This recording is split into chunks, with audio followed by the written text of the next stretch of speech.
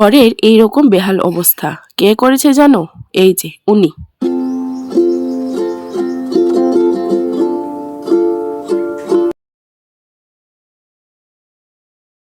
Hi everyone, good afternoon সবাইকে। আমার নতুন একটি ব্লগে তোমাদের সকলকে জানাই অনেক অনেক স্বাগত। তোমরা সবাই কেমন আছো? আশা করছি সবাই খুব ভালো আছো। আমিও কিন্তু অনেকটা ভালো নেই, মোটামুটি ভালো আছি। কারণ আমি যখন বাবার বাড়ি থেকে শ্বশুরবাড়িতে চলে এসেছি ঠিক পরের দিনই আমার প্রচুর পরিমাণ ঠান্ডা লেগে গেছে, যা তোমরা গলার ভয়েস শুনেই বুঝতে পারছো। এই ব্লগটা হচ্ছে শুক্রবারের ব্লগ। আমি বাবার বাড়ি থেকে শ্বশুরবাড়িতে চলে এসেছিলাম বুধবারে, কিন্তু আমি ব্লগ শ্যুট করেছিলাম শুক্রবার দিন, কিন্তু আমার আর আপলোড করা হয়নি। আজকে ঠিক এক সপ্তাহ পর আমি আমার ব্লগটা আপলোড করছি, কারণ শরীর এতটাই খারাপ ছিল, আর সাথে আমার সোনা বাবারও শরীরটা প্রচণ্ড খারাপ ছিল। এখন একটু ভালো আছে, সম্পূর্ণ ঠিক হয়নি, তাই ব্লগ আমি আর আপলোড করতে পারিনি, তোমাদের সাথে কিছু শেয়ারও করতে পারিনি। তো চলো, আজকে মোটামুটি ভালো আছি, কিন্তু গলার ভয়েস শুনে বুঝতে পারছো গলা প্রচণ্ড পরিমাণ ভেঙে গেছে। তোমরা একটু ম্যানেজ করে নিও। আর এই সময়টাতে আমি বলছিলাম আমি কবে বাবার বাড়ি থেকে এসেছি, কবে ভিডিও শ্যুট করছি, কবে তোমাদের সাথে আপলোড করব, কিন্তু ব্যাকগ্রাউন্ডে গান বাজনা চলছিল, যার জন্য আমার আর ভিডিওটা ভয়েস দেওয়াটা হয়নি, তাই তোমাদের সাথে ভয়েস ওভার করেই শেয়ার করছি। আর এই হচ্ছে আমার ঘন্টু, আমার সোনা বাবা, যার দুপুরবেলাতে ঘুম নেই, ওর চোখে একদমই ঘুম নেই। কি বলবো, ও দুপুরবেলাতে একটা ফোঁটাও ঘুমায় না। তো চলো বেশি দেরি না করে ভিডিওটা শুরু করি। বেজে গিয়েছিল প্রায় 3টে, 3:30, আর আমার আজকে স্নান করতে করতে অনেকটাই লেট হয়ে গেছে। সকালবেলাতে কাজকর্ম ছিল, সকালবেলাতে স্নান করা হয়নি, যেহেতু শ্যাম্পু করেছিলাম তার জন্য ভাবছিলাম যে শ্যাম্পু যেহেতু করব তার জন্য একটু লেট করে স্নান করি, কিন্তু এতটা লেট হবে বুঝতে পারিনি। ছেলেকে স্নান করিয়ে খাইয়ে ঘুম পাড়িয়ে আমি চলে গিয়েছিলাম স্নান। তারপর স্নান সেরে বসে বসে খাচ্ছিলাম আচার, জলপইয়ের আচার, যেটা আমি বাড়ি থেকে এনেছিলাম, মা বানিয়ে দিয়েছিল, সেটাই একটু এনেছিলাম। আর যা খেতে অসম্ভব স্বাদ হয়েছিল, খুব ভালো হয়েছিল। মিষ্টি আচার, বেশি ঝাল দেওয়া হয়নি, কারণ মা ঝাল এতটা খায় না। ভালো হয়েছিল খেতে। তারপর ছেলেকে নিচে রেখে আমি চুলে একটু লিভন লাগিয়ে নিচ্ছিলাম, যেটা স্নান করার পর আমার লাগানো হয়নি, কারণ এখন না দিলে পরে আর দেওয়া হবে না, মনেই থাকবে না। তার জন্য আগে ছেলেকে নিচে রেখে আমি আগে চুলে লিভন লাগিয়ে নিচ্ছিলাম। তারপর চুলটাকে চিরুনিও করে নিচ্ছিলাম, না হলে প্রচণ্ড জট লেগে যাবে, যেহেতু আমি শ্যাম্পু করেছি। তারপর ছেলেকে নিয়ে চলে আসলাম কাপড় তুলতে। সকালবেলাতে অনেকগুলো কাপড়ই ধুয়ে দিয়েছিলাম, যা এখন আমি তুলতে আসলাম ছেলেকে কুলে নিয়ে, কারণ ছেলে তো ঘুমায়নি, তার জন্য ছেলেকে কুলে নিয়ে কাপড় তুলতে আসা। যে টপিকের উপর ভিডিও বানানো সেটা তো তোমাদের সাথে শেয়ারই করা হয়নি। আমি আমার সোনা বাবাকে বিকেলের টিফিনে কি খাওয়াই, আজকে আমি তোমাদের সাথে সেটাই শেয়ার করব।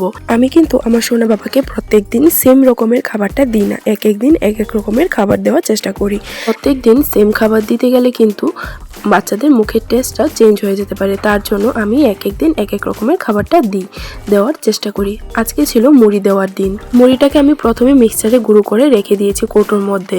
2 সপ্তাহের জন্য বানাই, কখনো কখনো 1 সপ্তাহের জন্য বানাই, কিন্তু 1 মাসের জন্য 15 দিনের জন্য একবার আমি বানিয়ে রাখি না। আমার সোনা বাবার এখন যেহেতু 17 মাস বয়স, তার জন্য ওকে আমি মাঝে মধ্যে গরুর দুধটা দেওয়া শুরু করেছি। প্রত্যেক দিন দিই না, কিন্তু মাঝে মধ্যে দিই। তাই প্রথমে গরুর দুধটাকে ভালো করে জাল করে ফুটিয়ে এনে ওর মধ্যে 2 চামচ মুড়ির গুঁড়ো মিশিয়ে দিয়েছি। এটা যার যার বাচ্চার খাবারের পরিমাণ অনুযায়ী দিতে পারেন। তারপর ওটার মধ্যে মিষ্টির জন্য আমি একটা কলা মিশিয়েছি। আরেকটু মিষ্টি করার জন্য, যদি মনে করেন যে মিষ্টিটা কম হয়েছে, আরেকটু মিষ্টি করার জন্য ওটার মধ্যে আমি গুড় মিশিয়েছি। কিন্তু আমি আমার সোনা বাবাকে চিনি বা তাল মিশ্রি এখনও দিইনি। এই খাবারটা কিন্তু আমার ছেলে ভালোভাবেই খায়, এটা কিন্তু একদম ফেলে দেয় না যে না আমি খাবো না, জোরও করতে হয় না, ও নিজে থেকেই খায়, শুধু হাতের সামনে একটা খেলনা দিতে হয়। কিন্তু আমি আমার সোনা বাবাকে এখনও মোবাইল দিইনি বা মোবাইল দিয়ে খাওয়াইনি। তোমরা তোমাদের বাচ্চাদের বিকেলের টিফিনে কি খাওয়াও বা কোন টিফিনটা দাও অবশ্যই কিন্তু কমেন্ট করে বলবে।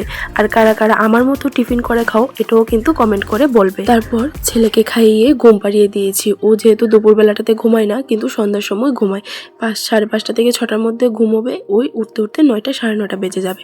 তাই এই ফাঁকে আমি আমার ঘরটাকে গুছিয়ে নিচ্ছিলাম। দুপুরবেলাতে যে কাপড়গুলো নিয়ে এসেছিলাম সেগুলো আমি আর গুছাইনি, এখন গুছিয়ে রাখছি।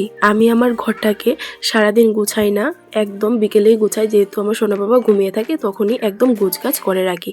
আর সকাল দিকটাতে একটু গোছগাছ করি, কিন্তু সারাদিন তো সেমই থাকে, তার জন্য সারাদিনের আর কোনো ঘরের কাজ করি না। আমার ঘরটা না অনেকটাই ছোট, তোমরা দেখবে আমার ভিডিওতে আমার ঘরটা অনেকটাই ছোট।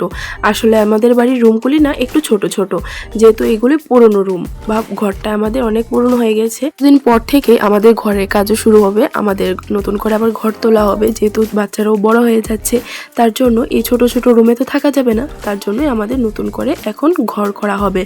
আর কিছুদিনের মধ্যেই আমাদের ঘর ধরা হবে, এটা তো আমি তোমাদের সাথে ভিডিওতে অবশ্যই শেয়ার করব। তারপর চলে এসেছিল আমার হাজব্যান্ড, গিয়েছিল স্কুলে, তার জন্য বিকেলবেলাতে আসার সময় আমার জন্য নিয়ে এসেছিল সিঙ্গারা, যেটা আমি খেতে খুব ভালোবাসি। জানি স্বাস্থ্যের জন্য খুবই খারাপ, কিন্তু আমার খুব ভালো লাগে চা দিয়ে খেতে।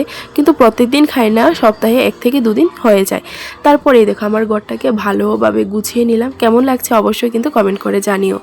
ঘরটাকে গুছিয়ে রাখলে না অনেকটাই ভালো লাগে, আর খুব শান্তি ফিল হয় যে না সারাদিনের পর একটু ঘরটাকে গুছিয়ে রাখলাম। আর এই হচ্ছে আমি যে ক্যামেরার সামনে এসে ঢং করছি।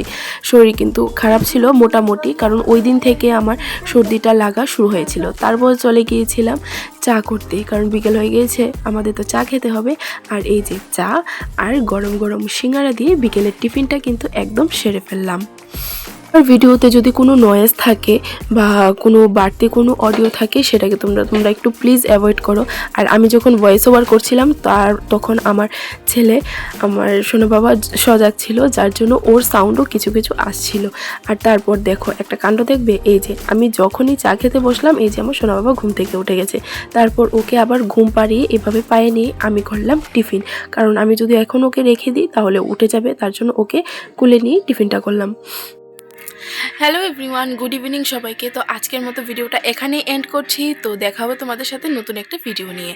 আর আমার ভিডিও যদি ভালো লাগে তাহলে অবশ্যই কিন্তু আমার চ্যানেলটাকে সাবস্ক্রাইব করে দিতে একদমই ভুলবে না।